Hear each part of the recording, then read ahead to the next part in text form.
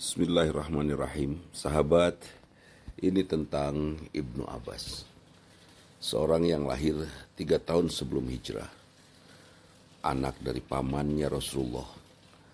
Beliau diajari, dididik tentang Islam langsung oleh Rasulullah SAW. Betul-betul menjadi pencari ilmu yang sangat gigih dari sejak kecil. Sampai Rasulullah mendoakan, mudah-mudahan Allah menganugerahkan hikmah kepada Ibnu Abbas, menganugerahkan pemahaman tentang Al-Quran kepada Ibnu Abbas. Masya Allah, sebuah doa yang mengagumkan dan menyemangati. Rasul yang mengucapkannya, dan itu diijabah. Subhanallah. Ibnu Abbas tidak pernah berhenti mencari ilmu sampai Rasulullah wafat. Rasulullah wafat, Ibnu Abbas pun masih terus semangat mencari ilmu. Suatu saat Umar bin Khattab dan para sahabatnya sedang mengkaji Al-Quran, mengkaji surat Idza Jaa Nasrullahi wal Fath, wa ra'aitan nasa yadkhuluna fi dinillahi afwaja fasabbih bihamdi rabbik wastaghfir. Sahabat lain berpendapat bahwa kemenangan itu harus dilanjutkan dengan bertasbih dan beristighfar. Masya Allah. Ibnu Abbas ditanya oleh Umar, bagaimana pendapatmu Ibnu Abbas?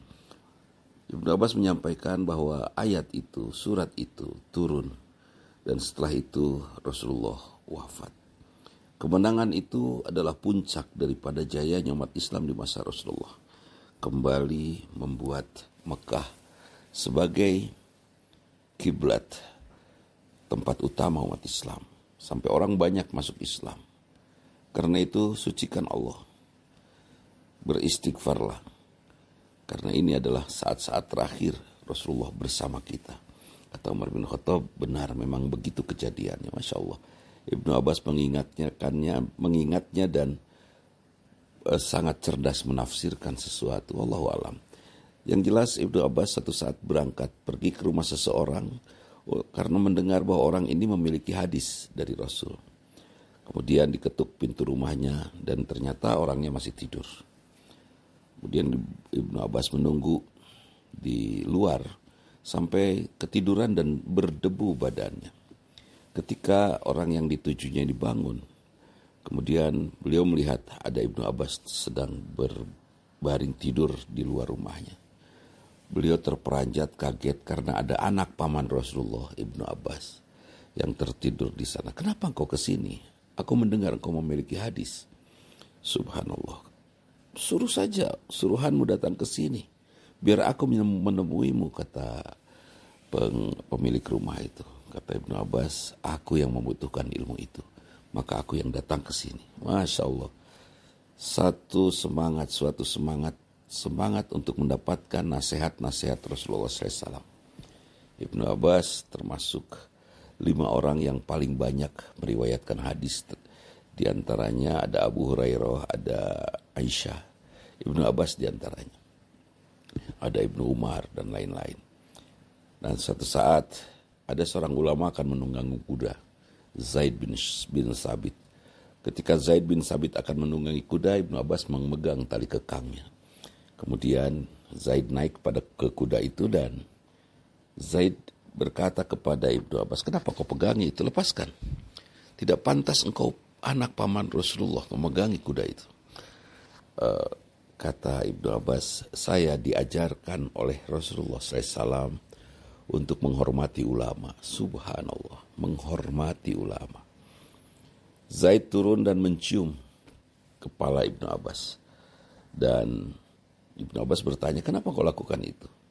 Rasulullah mengatakan bahwa kami semua diminta untuk menghormati keluarga Rasulullah SAW. Masya Allah. Luar biasa sahabat.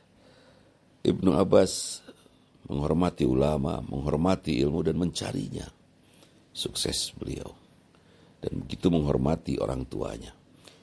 Karena memang ciri dari syarat untuk bisa sukses mendapatkan kebaikan di dunia ini dan akhirat nanti adalah kemampuan kita menghormati ibu dan kemampuan kita menghormati guru yang maksimal. Ibu dan guru.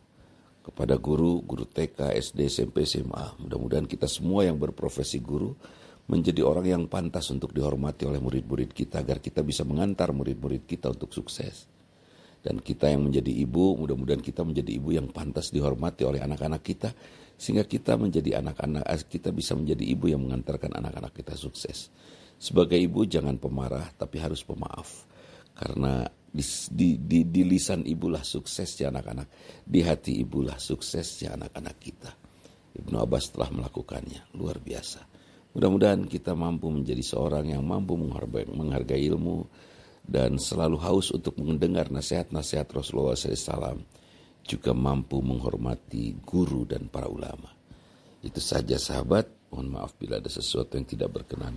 Aku qouli hadza wa astaghfirullah li wa lakum. Assalamualaikum warahmatullahi wabarakatuh.